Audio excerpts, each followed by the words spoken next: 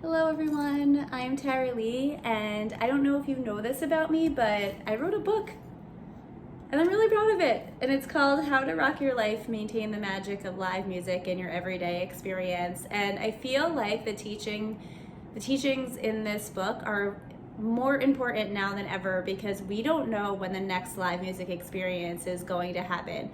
And we still need to live our lives, and I kind of feel like if we're going to live them, it is a really scary time, but if you could bring some of that magic from the live music experience into your everyday when you're at home, alone, quarantined, then your cup isn't going to empty as fast. And it's a conscious, intentional effort to take the magic of live music and incorporate it into your everyday. It's not just going to happen. You have to do things in order to do it.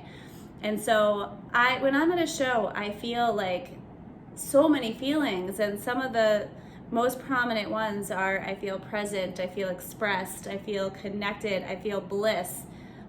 I feel all of those things. And so the work comes from taking those feelings and see how can I incorporate them into my day, especially when I'm at home all day, every day. How do I do that? And that is what my book is all about. And so the next couple of days, I'm going to be reading little excerpts from it, and hopefully you get something out of it and figure out how to bring that magic of live music into your everyday while we're all at home quarantining. So first, I'm going to read the dedication. Dear live music loving humans, I dedicate this book to you. My dream is that you connect with the life experiences and struggles I unabashedly share with you so you can learn from my mistakes and soar like the magnificent mongoose you were meant to be.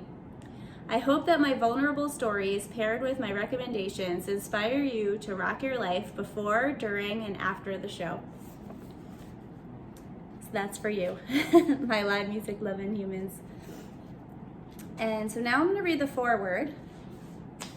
And the foreword is written by Oteil Burbridge, and he is the bassist for Dead & Company, and he was also the bassist for Allman Brothers Band and Aquarium Rescue Unit, Oteil and Friends. He is just a magnificent, amazing human, and I met him at Jungle Jam, this festival in Costa Rica, years and years ago, and I actually didn't know who he was at all. He performed the night before.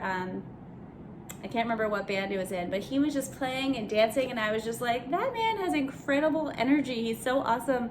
And the next day, I was in a yoga class that Andrea was leading, and I was in a pose, and I just looked over to him, and I said, hey, do you want to be friends? And he's like, I do. And I was like, okay. And then we became friends. He actually was one of the first members of one of my online programs, and then continued on to be a teacher for it, and then he graciously and generously wrote the foreword for my book, and I'm so grateful. He's such an amazing human. I love him and his whole family.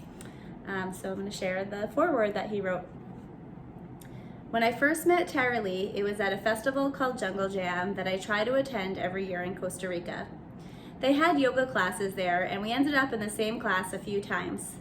Since both of us are pretty outgoing, it didn't take us long to talk, and we realized that we were both in the coolest part of our lives so far. If you're lucky enough to be aware that the coolest part of your life is happening right now, then you will find yourself most grateful and happy. In the past, my problem was that I was living the coolest part of my life many times and didn't fully realize it. Of course, it's the worst parts of your life that really make you aware of how cool the good parts are. I could totally relate to this right now. He didn't write that, I'm just saying it. Tara Lee and I, with many others, had been through some really bad stuff and came out on the other side. Sometimes it feels like it's happening to you instead of for you, and it's easy to play the victim. It's the stuff that we do or let happen to ourselves that Tara Lee and I talk about a lot. That's the stuff that fascinates me. We want to know why we fall into that trap. Why do we get into negative patterns? Are we just made that way? Is it fear? If so, then what are we afraid of, and why are we afraid of it? I'm always wondering about the why. I think we also share an awareness that life is potentially really short. Obviously, it could be really long too, but that's no guarantee. Hell, a really long life is ultimately just as bad if things are always crappy. Tara Lee and I both tend to want to confront and sort out the things that are not in harmony with where we are. Sometimes our misery is found in just going along with other people's visions of our lives. Sometimes just going with the flow is exactly the wrong thing to do. The key is being able to discern the difference.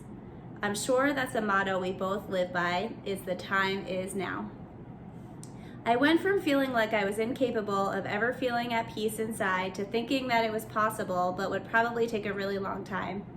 After watching a small bunch of people die very early in life, I realized I better make it happen immediately. When you have that fire under your ass, other people who have it too stick out to you. We might as well have our foreheads painted with some distinguishing mark. By the way, if you haven't met her yet, Tara Lee has a huge sequin sparkly mark on her forehead. Actually, it's probably a full-blown headdress. You can't miss her. Intentional happiness might be a good way to describe it. To some, that may seem fake, but I don't think that's true. What if your favorite thing was a certain type of food and you were told by your doctor that you needed to stop eating it? That actually happened to me. I'm allergic to cheese. I would go out that night and get it made for me by a gourmet chef because it was going to be the last time. I would intentionally savor that meal more than I would if I knew I could have it anytime I wanted it. That is how we both try to approach life now. The time to do your bucket list is now, not right before you're about to die. Tara Lee can't help but want to scream that to the world. We certainly are not in control of everything, thank God. But we have more influence over our consciousness than we might realize. And if we have that fire under our ass and even intermittent bravery, we can get a lot closer to happiness than we previously thought. We both believe that our consciousness is the most powerful thing on the planet, for better or for worse. We want it to be for the better. The creative power of intention, visualization, action, prayer, patience, quietude, hoping, loving, listening, letting go, being honest with yourself, curiosity, openness, and forgiveness is boundless. Tara Lee sees this so clearly. She sees that happiness is also a decision and not just a feeling. Happiness could be a lot like chocolate. You know it's there, but it's not going to just come to you. Luckily, we know a few places we can find it. We have to get off our asses and go get it and be willing and able to pay for it. Of course, sometimes someone you love will put some by your bedside and when you wake up, there it is. That costs something too, though. Tara Lee's not wasting time anymore, and when it looks like she is, believe me, she's not. She's just savoring. So that was the foreword and my dedication in the book. I will be sharing more. I hope you like that. If you want to get your own copy, it's available on Amazon. How to Rock Your Life, Maintain the Magic of Live Music in Your Everyday Experience by Tara Lee Weathers. That's me. So I hope you enjoyed it, and you can leave a comment and let me know what you think. Yeah. All right. I love you all so much. Thank you for watching and for listening to an excerpt. I'm excited to read another one. Okay, bye.